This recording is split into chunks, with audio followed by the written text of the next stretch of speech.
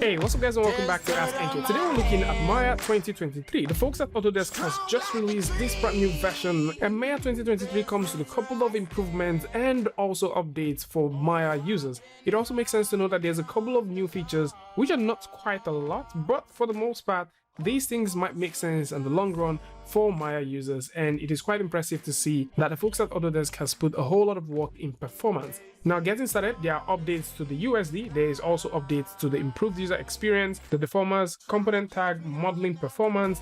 There is also a new option for the sweep mesh. Arnold 5.1.0 is right here, and the Create VR for Maya also does have some improvement. There's also some beautiful improvements to animation, the Retopology tool, and of course we do have updates to Bifrost 2.4. And then we have three new features to tools that have been existing in Maya. One of them is the introduction of the blue pencil for annotation and stuff, and we do have the Boolean operation, and finally the mesh wireframe opacity. Now before we get into this, I would like to mention that if you look closely, you would notice that the folks at Autodesk actually did something quite interesting this year. They went ahead to change all of the icons, and I think they're replacing that with the idea of having a keyboard button as an icon for every single thing. I don't know why this design decision was taken, but it just doesn't look so nice when you open up Maya. Instead of spelling Maya like you could get with every other Maya that you open from previous versions of Maya, you now notice a capital M and the word Aya at the base, making it M-Aya instead of Maya. Now with that said, let's dive directly into Maya and take a look at some of these updates that are now here. So if you fire up Maya, you would notice that it looks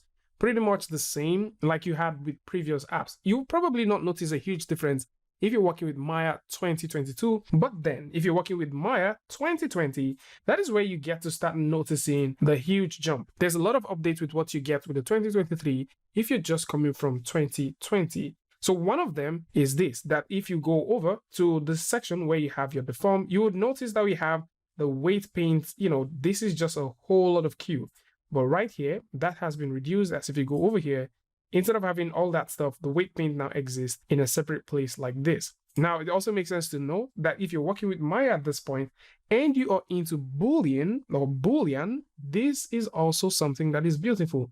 So, taking a quick example, if I go ahead and throw in a torus and then I proceed to throw in an object like this, let's actually go ahead and rotate this. I'm just going to select that, go right over here, and let's rotate this by 90. And once we rotate it by 90, we can also go ahead and scale this within the y-axis, and then we can jump into the Boolean. So if I proceed to get this selected and select this other one, by default, how you get to work with this is exactly how you get to work with it now. But the difference is if you go over to mesh and you go over to the Boolean, you have more stuff. And this stuff makes sense because if you click and you go over here, you can even do way more stuff. So instead of having this as union, you can make some changes to difference, and then you would notice that you have these wireframes. So what does this wireframe actually mean? These wireframes would allow you to process the Boolean in a much more non-destructive way. If I go in and have this selected, I can move these to any part I want, and we can get some pretty decent result. At the same time, you can also go ahead and select these objects, and you can rotate this object and get any kind of result that you want. Now, this makes sense because most times you might want to create some Booleans and get to think about, okay, maybe this isn't exactly what I want. I want to make a couple of changes, and that is where this can come in very handy. Second thing that you would notice with this is regardless of the idea that you have this right here as something that you can work with, you can actually go ahead and animate this. So if you're thinking about doing Mograph, this might also be a very cool tool for you. So in this case, we can drive this all the way there. Let's just move this one right here and then centralize the pivot. All right. So if we get this selected, we can actually move this over to this point, and we can keyframe it by tapping S on the keyboard.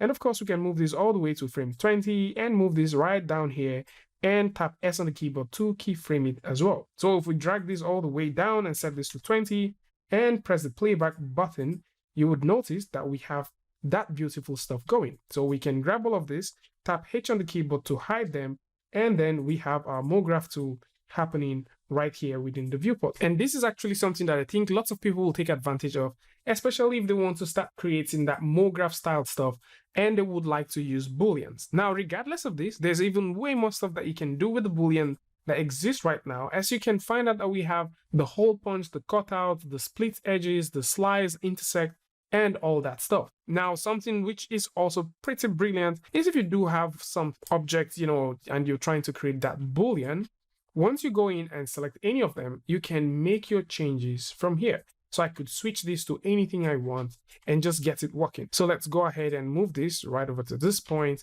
And then I'm just going to go ahead and scale this a little bit lower and, just drag it all the way up. Nice. So once we have this ready, we can go in and make changes wherever and however we want. So you don't have to redo this over and over. You can just simply walk through here and get these things working exactly how you want them. And while we speak about Boolean, let's talk about the brand new update to Retopology. Now, the brand new Retopology update makes a lot of sense for those who like to create Retopology for models that they've made.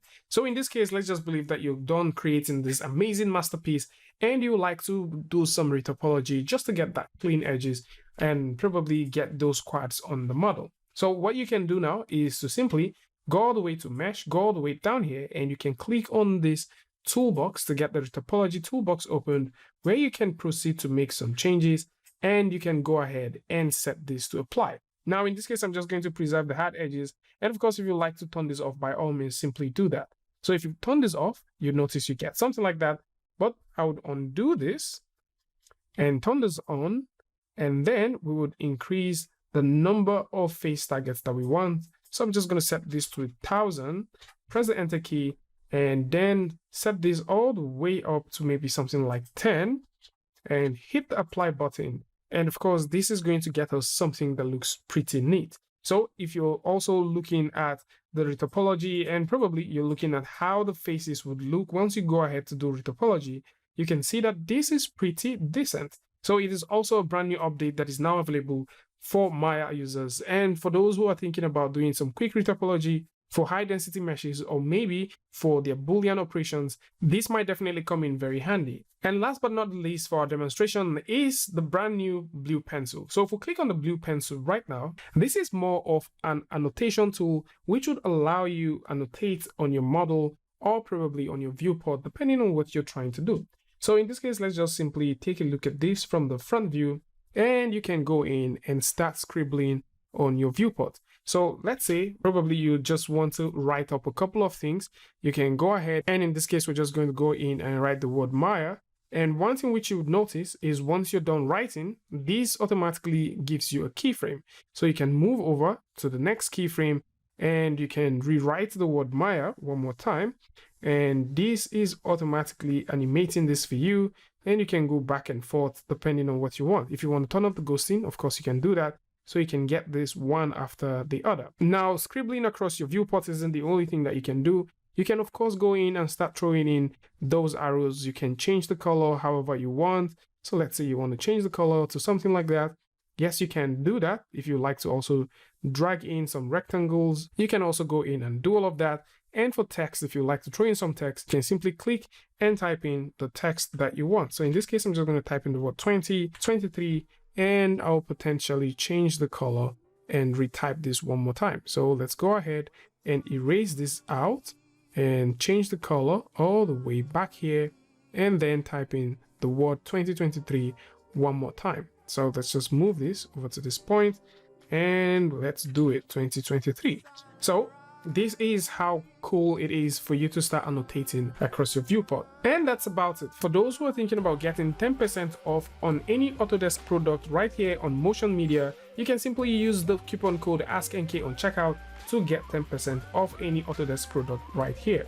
So links to this is going to be in the description, and of course links to this is also going to be in the description, so do well to check it out. Tell me what you guys think about this one in the comment section, and of course if you like this video or you like something from this, you can go ahead and give a like, and don't forget to share with a friend. And until I see you guys in the next one, peace.